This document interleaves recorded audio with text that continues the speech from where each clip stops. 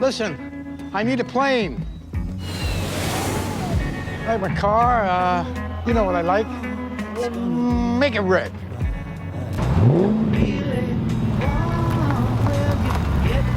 Yeah, I'm changing shit up.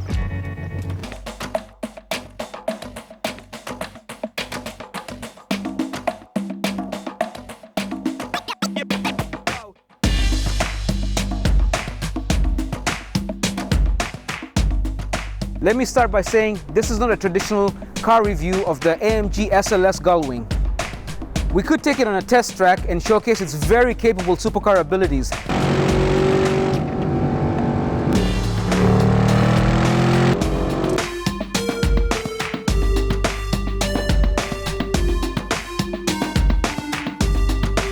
Beautiful, sexy.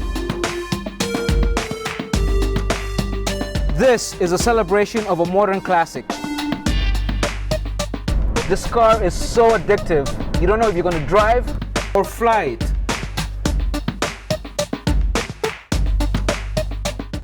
Now, before I tell you about the amazing AMG SLS Gullwing, we need to go back in time to the source of its inspiration, the reason why it's even parked here beside me.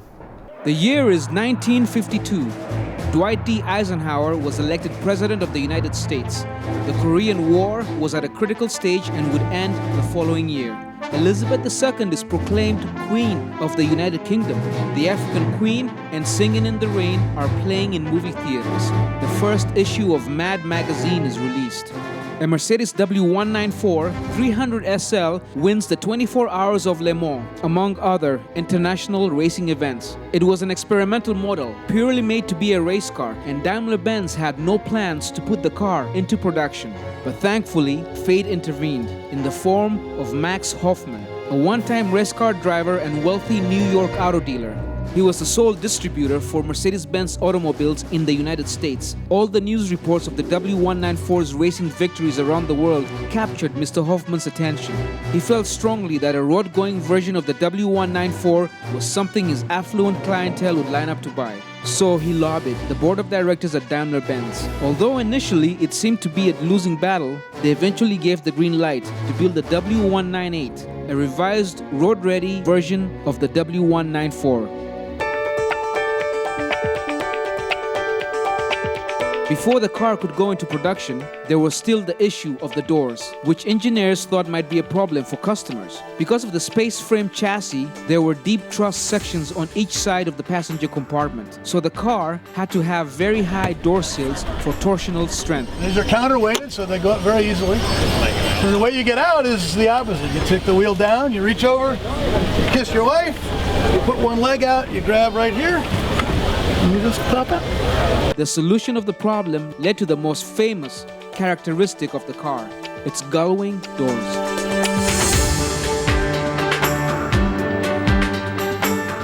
The new car made its debut on February 6, 1954, at the International Motorsports Show in New York's 7th Regiment Armory.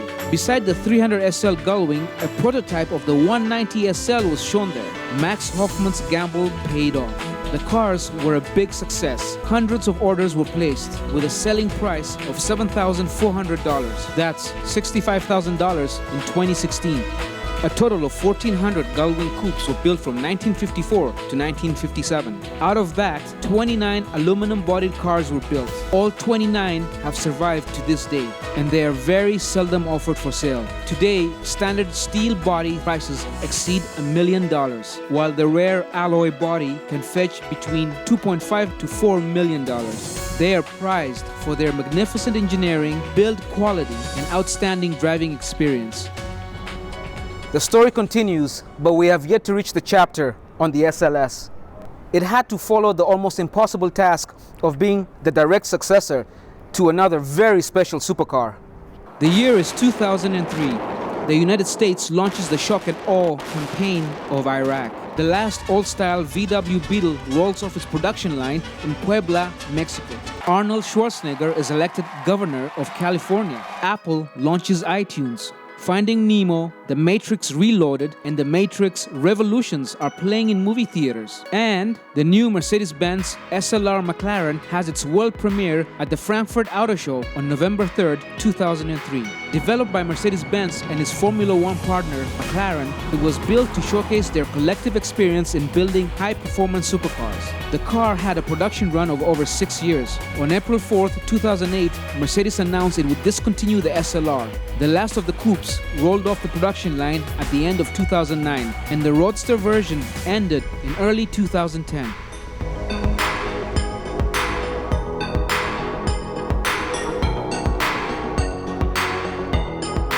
So now we arrive at the AMG SLS, the successor to the SLR McLaren. Now this car had to not only meet, it had to exceed expectations of being the modern Gullwing. Potential customers, enthusiasts, dreamers, and the world automotive press are waiting for its world premiere. Again, we have to go back in time. The year is 2006. Italy wins the World Cup in Germany, defeating France. Google purchases YouTube. Superman returns, the Da Vinci Code, and cars are playing in movie theaters. Mercedes-Benz gives the green light and total freedom to start developing the SLS.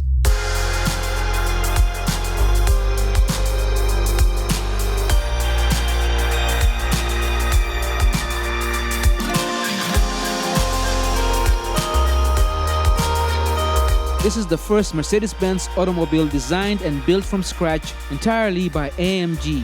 It was also described as the spiritual successor to the 300 SL Gullwing. Production began in January 2010. The Mercedes-Benz SLS AMG was assembled largely by hand, with its chassis and aluminum body shell produced by Magna Steyr in Graz, Austria. Graz is also where the G-Class Mercedes-Benz is produced. The body shell is then transferred to Sindelfingen, Germany, for assembly, with its engine being hand-built by AMG in Affalterbach, Germany. The vehicle was unveiled at the 2009 Frankfurt Motor Show. Sales began in mid-2010 in Europe and mid-2011 in the United States. It had 583 horsepower and 479 foot-pounds of torque. The price started at $220,000. AMG also presented an electric version of the car, the SLS AMG Electric Drive, at the 2012 Paris Motor Show. AMG created several more versions of the SLS, like the SLS GT, which had a 20 horsepower increase. They also created a monster called the Black Series. It has 622 horsepower and a decreased torque of 468 foot-pounds, 0 to 60 in 3.5 seconds, and it's 150 pounds lighter than the standard model. 132 were built for the United States, and the price starting at $275,000. There's an interesting safety feature on the Gullwing doors. AMG built explosive charges into the hinge pins so that the doors could be blown off in the event of a rollover. The AMG SLS surpassed expectations and solidified a place for itself in modern pop culture.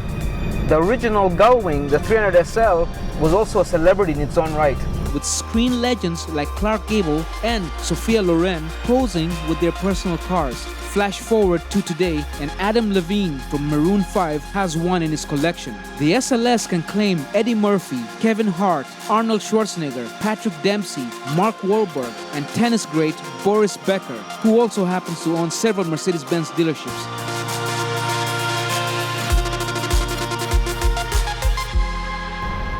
All good things must come to an end, and for the SLS AMG, that came in late 2013, when Mercedes-Benz announced it would mark the end of an impressive run with the SLS GT Final Edition. Only 350 Gullwing and Roadster versions would be built globally, and production would finally end in 2015. A total of 2,733 Gullwing and Roadster SLS AMGs had been sold in the United States during its 5 years in production. It was also the last naturally aspirated engine by Mercedes-Benz. In 2015, the head of AMG, Tobias Moore, said, "The SLS stands on its own, and there are no direct plans to replace it." The SLS does stand on its own, and after worldwide sales of over 10,000 units, there will always be a successor, and it came in the form of the Mercedes AMG GT. the second sports car developed entirely in-house by AMG. There would be two models, the GT and the GTS, and they would cost half the price of the SLS.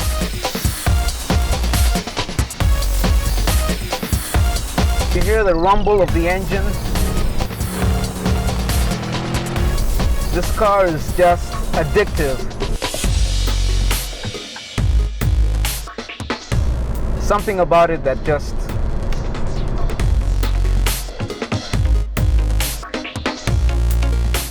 The SLS, after all, was based on the iconic 300 SL Gullwing, and that DNA secures its future as a modern classic.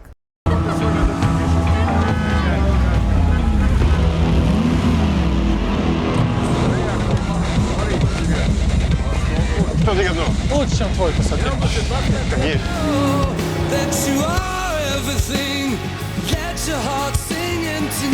How'd you get over here? Car?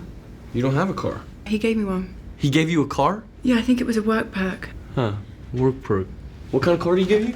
A Mercedes SLS AMG. Mm-hmm. Really throaty engine. Mercedes-Benz SLS. You drove this here? Breathtaking performance and clear craftsmanship in a Gullwing. It's a $200,000 car. I know.